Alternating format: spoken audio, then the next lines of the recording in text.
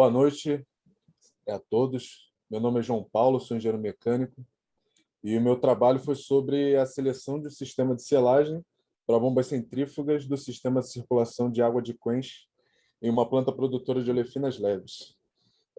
Esse nome comprido é para estar delimitando bem o tema, né? Já que o trabalho é sobre a seleção do sistema de selagem e é conceitual. Então, eu quis amarrar algumas premissas e, dada a importância desse sistema, eu optei em falar dele. Eu vou começar apresentando para vocês o sistema. Esse é o sistema de uma planta produtora de olefinas leves, né? O início dele, onde eu recebo a carga. Normalmente eu tenho etano ou propano e eu quero transformá-los em olefinas leves, o eteno e o propeno. Então, essa carga vai para o forno, onde ele entra com vapor de diluição e é aquecido a cerca de 800 graus. Esses fornos são chamados fornos de pirólise. Após isso, essa mistura chamada gás de carga, ela vai para a torre de Quench, pela parte de baixo da torre, e acende, enquanto eu tenho essa água de Quench, que apesar do nome água, ela não é bem a água como a gente conhece, né? Uma água tem contato com esses hidrocarbonetos, então ela tem um risco à nossa saúde. Bom, eu tenho a circulação da água em contracorrente para trocar calor e iniciar a separação. Essa é a primeira etapa de separação, onde eu vou separar do gás de carga a fração mais pesada, que é a gasolina, e também o vapor de diluição, né, a água para retornar ao sistema. Bom, após a carga sair, essa água de Quench sair da torre de Quench, ela vai para esse decantador, onde uma parte vira gasolina e a outra vai para o tratamento de água, onde eu tenho um retorno dessa água para o processo. Eu não causo... Tem uma estação de tratamento de água que cuida desse retorno ao processo. Nesse sistema também, eu tenho a formação de coque dentro das serpentinas dos fornos. Esse coque, ele desprende os finos, né? E esses finos são impulsionados quando o gás de carga vai para a torre de Quench, eles vão juntos. Então, eles tendem a formar incrustações nessas linhas. E para isso é feito uma campanha com gasolina nessas linhas, o que faz a importância da selagem dessa bomba ser ainda maior. Essa bomba é muito importante também para o processo dessa fábrica, porque ela está logo no início do sistema, então eu tenho uma perda de produção para qualquer reparo que eu vá fazer nessa bomba. Eu falo no trabalho sobre os tipos de bomba, o que é uma bomba, mas aqui, sendo mais objetivo, a gente vai falar mais sobre as bombas centrífugas. A bomba ela é uma máquina geratriz que transforma o trabalho mecânico que ela recebe de um acionador, seja um motor ou uma turbina, em cenários mais críticos, e transforma em pressão e energia cinética para o fluido. Aqui eu tenho um modelo de uma bomba do fabricante Flowserve. Ela é uma bomba HPX normalizada pela API 610, então ela é uma possível bomba para esse sistema. E embaixo eu tenho uma vista em corte, não dessa bomba. Essa bomba aqui é um pouco mais antiga, né? Ela tem gacheta aqui.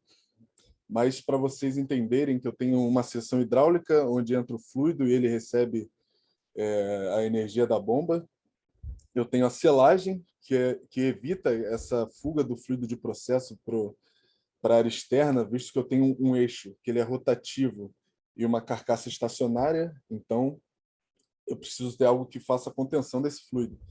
E a seção mecânica, onde eu tenho a sustentação da bomba através dos mancais. Aqui está um exemplo de uma falha de selagem, né? Esse é um cenário que era mais comum antes da gente ter um aumento de confiabilidade nas plantas, mas ainda pode ocorrer em cenários críticos. Essa também é uma bomba com gacheta.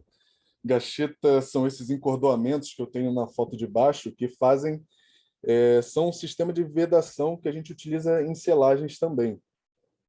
Mas por que ele não é adequado para essa nossa bomba? A gacheta ela fica enrolada no eixo, né, e ela sofre bastante atrito e necessita de uma lubrificação normalmente realizada pelo próprio fluido de processo. Então, eu teria um escoamento do fluido de processo através dessas gachetas para o ambiente externo. E esses fluidos, essa água de Quench, ela contém hidrocarbonetos, ou quando eu faço a campanha com gasolina é ainda pior. tem em sua composição o benzeno, que tem efeitos muito tóxicos à nossa saúde. Quem já trabalhou em plantas petroquímicas sabe que para a gente mexer numa linha ou numa bomba que você vai retirar, que tem a benzena, precisa utilizar todo o EPE, né, o Taiken, roupa especial, porque somente 1 ppm é capaz de causar vários danos. Aqui eu cito alguns mais agudos, né, de uma exposição mais prolongada, como tontura, cefaleia, náusea, até mesmo o óbito. Então, essa é a nossa preocupação do ponto de vista de segurança humana, né? E tem a parte operacional que nós vimos do processo da bomba. Então, a Gacheta nós vimos que não é o melhor sistema de selagem que a gente vai ter para essa bomba, e eu apresento os selos mecânicos. Eu tenho 2 tipos de selos mecânicos básicos, né? O selo componente em cima e embaixo o selo cartucho. O princípio de funcionamento deles é basicamente o mesmo. Eu vou falar já um pouco mais da diferença do cartucho, mas ele tem uma luva que se prende ao eixo. Bom, como o selo mecânico funciona? Eu tenho uma sede que é rotativa, que é solidária ao eixo, e uma sede estacionária. Então, eu prendo a minha sede rotativa no eixo pelo parafuso de fixação, na letra E, e essa parte, esse componente do selo, ele tem um elemento flexível. Pode ser molas, que são os selos pusher, ou o não pusher utiliza um fole metálico. E a função desse componente é estar pressionando a sede rotativa contra a sede estacionária, garantindo uma vedação. A vedação não é 100%, tá? Ele precisa ter também uma lubrificação entre as faces do selo, do contrário, eu tenho muito atrito também entre as faces e causaria numa perda de vida útil. E aqui eu tenho umas vedações secundárias, que são as juntas e esses O-rings representados em preto, que fazem também a contenção desse fluido de processo dentro da bomba. Quando eu vou definir um selo, os selos são regidos hoje pela API 682. E lá eles nos dão as categorias, os tipos e arranjos possíveis para a definição de selo. Então, sendo mais objetivo, eu escolhi o de categoria 2. Ele nos atende porque ele é para bombas que atendem a API 610, que são para processos petroquímicos e são testados por amostragem. O 3 também nos atenderia, é testado individualmente, porém tem um custo mais elevado e essa aplicação não é tão especial que necessite de um teste individual. Eu escolhi o de tipo A, eu não falei antes, mas essa água de processo, essa água de quench, ela está a cerca de 80 graus. Então, esse selo ele atende até a temperatura de 176 graus e as molas múltiplas, né, nos atendem perfeitamente. Então, o tipo A foi o escolhido nesse trabalho. E escolhi o arranjo 3, que é a configuração de selo duplo. Como eu falei, o selo ele permite uma emissão, né? Ele dá uma passagem para o selo de processo. Então, a ideia é a gente utilizar um selo backup, né, em arranjo duplo para estar fazendo uma segunda vedação aí desse processo e utilizando o fluido de barreira pressurizado, que eu vou explicar mais à frente. Na configuração do arranjo, o escolhido foi o face-to-back, também conhecido como tandem. Face-to-back porque eu tenho a face da selagem secundária, do selo secundário, contra a parte posterior do selo primário. Então, eu tenho em vermelho aqui o meu fluido de processo contido pelo selo primário e em azul eu tenho o fluido de barreira, que nas linhas do selo, pela sobreposta, eu consigo estar inserindo esse fluido de forma pressurizada para estar completando esse sistema. Então, nesse primeiro selo, como esse fluido em azul está pressurizado, a tendência para a gente ter uma lubrificação nesse selo é feito no caso do fluido de barreira para dentro da seção hidráulica da bomba. Então, ele vai do azul para o vermelho. Então, eu não tenho fuga do fluido de processo aqui. Esse fluido de barreira, obviamente, ele tem que ser compatível, né, com o fluido de processo. E no segundo selo, ele já está aqui e faz de dentro para fora a lubrificação desse segundo selo. Quando eu escolho um selo, eu preciso ter um arranjo de tubulações, de equipamentos que me garantam o funcionamento desse selo mecânico. Normalmente, eles são regidos pela API também, e eu selecionei dentre os selos para aplicações em selos duplos pressurizados, que eu tenho o 53, A, B e C, e o 54. O 54 não foi utilizado nesse trabalho. O 54 ele é mais genérico, eu posso ter qualquer fonte externa para estar fornecendo esse fluido de barreira. E eu vou optar por falar aqui mais detalhadamente do plano 53. No 53A, ele é esse arranjo para selos mecânicos duplos, no qual eu tenho um acumulador, onde eu tenho gás pressurizado, normalmente o nitrogênio, e tenho um trocador de calor. Os selos eles podem falhar facilmente por distorções térmicas, distorções mecânicas, e eu quero estar sempre refrigerando esse selo para manter o funcionamento adequado dele, enquanto ele está rotacionando junto com a bomba, junto com o eixo da bomba.